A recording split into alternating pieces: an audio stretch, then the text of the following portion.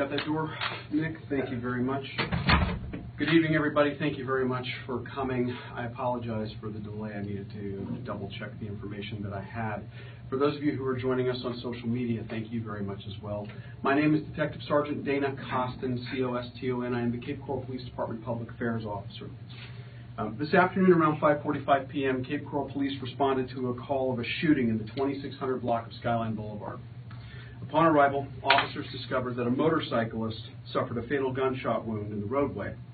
The motorcyclist was pronounced dead at the scene. While working the initial shooting, a second shooting call came into Cape Coral Police Department at around 6:28 p.m. That shooting location was the Circle K located at the intersection of Chiquita Boulevard and Cape Coral Parkway West. Officers responded and arrived to discover that one person in the store sustained a fatal gunshot wound and another person in the store sustained a non-life-threatening gunshot wound.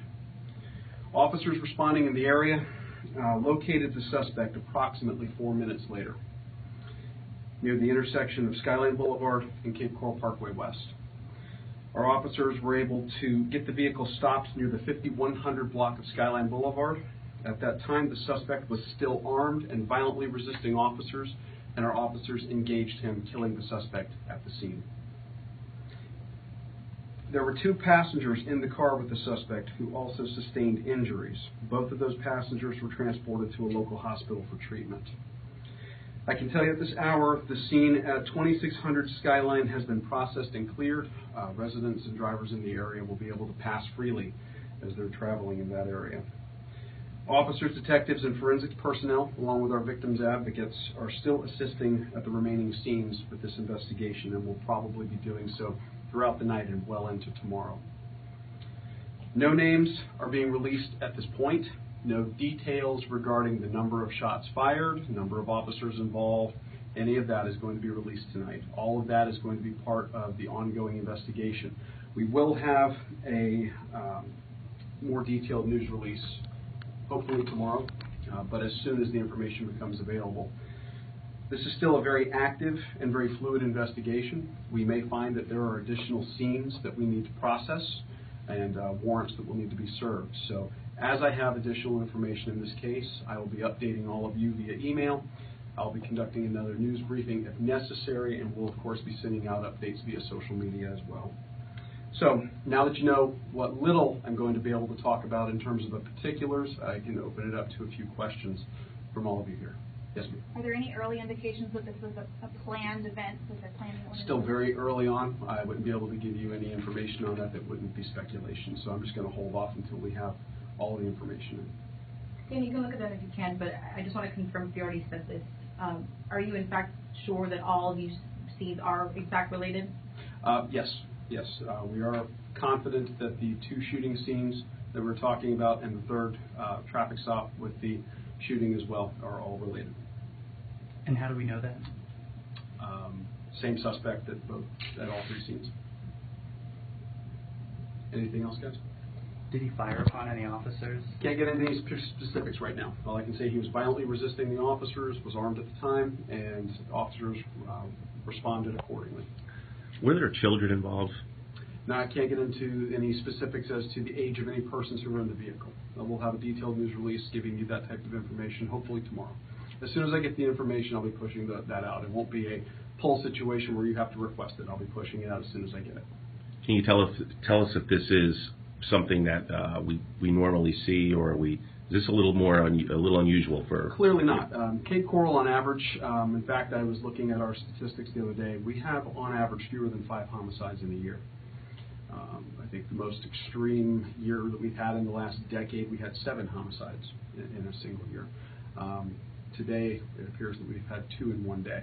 So this is a very unique circumstance, a very tragic circumstance, and the situation is still unfolding. We'll have additional information for you all later on, probably not tonight, but later on tomorrow and in the coming days. But what I would like to leave everybody with is that we're very fortunate in the brave response of the officers who were able to quickly identify the suspect and, without concern for their own well-being, engage the suspect and stopped him before any additional harm could be brought to anyone else.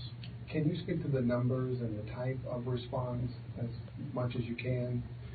Numbers of officers? Officers. All of them. When we have a situation like this where you have an active scene where shots have just been fired, any available unit is responding to those. So I don't have a specific number of officers, but anybody who was available to head towards that direction was heading in that direction.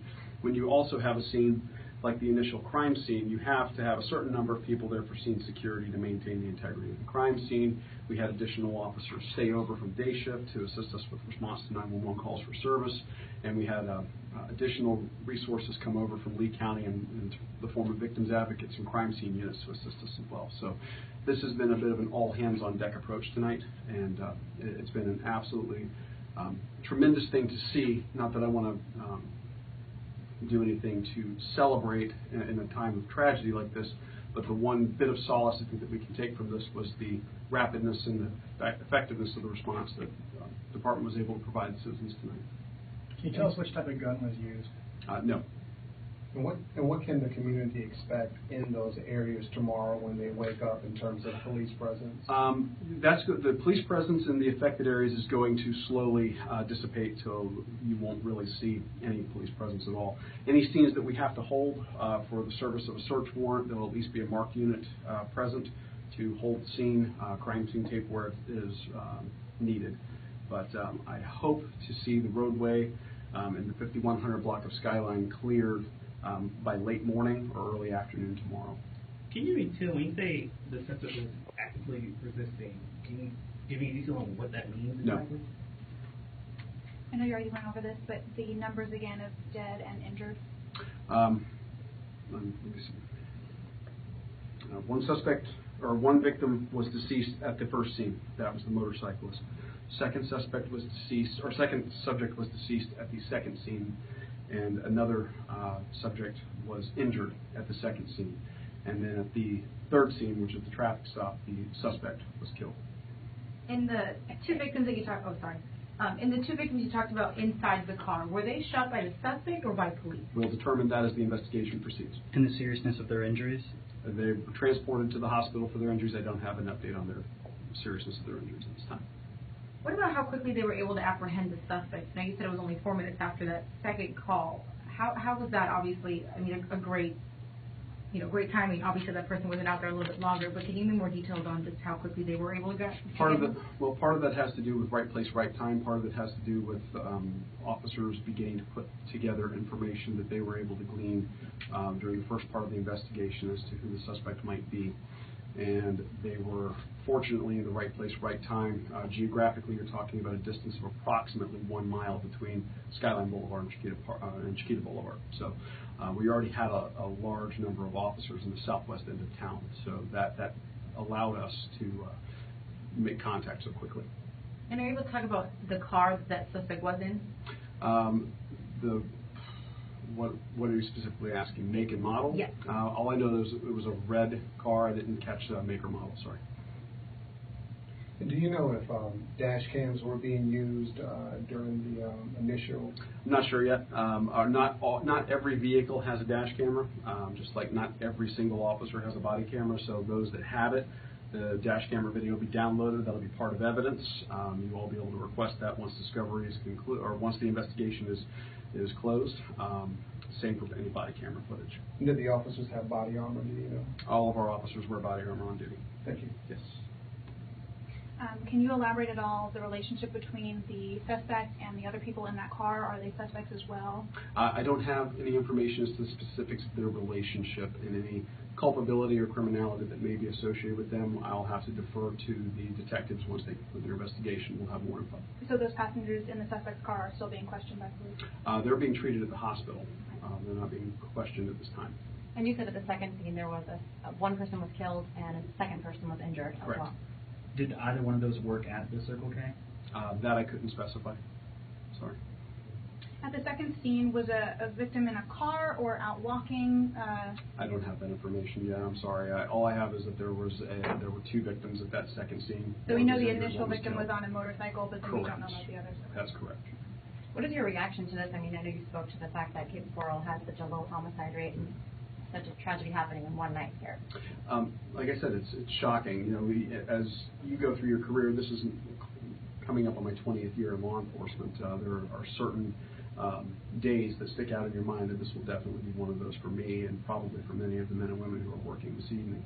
Again, I can't speak highly enough of the response of the officers, their calm under pressure, and their willingness to do what they needed to do to put a stop to the very dangerous suspect. Barring any additional information, guys, I will have another update for you, hopefully in the morning.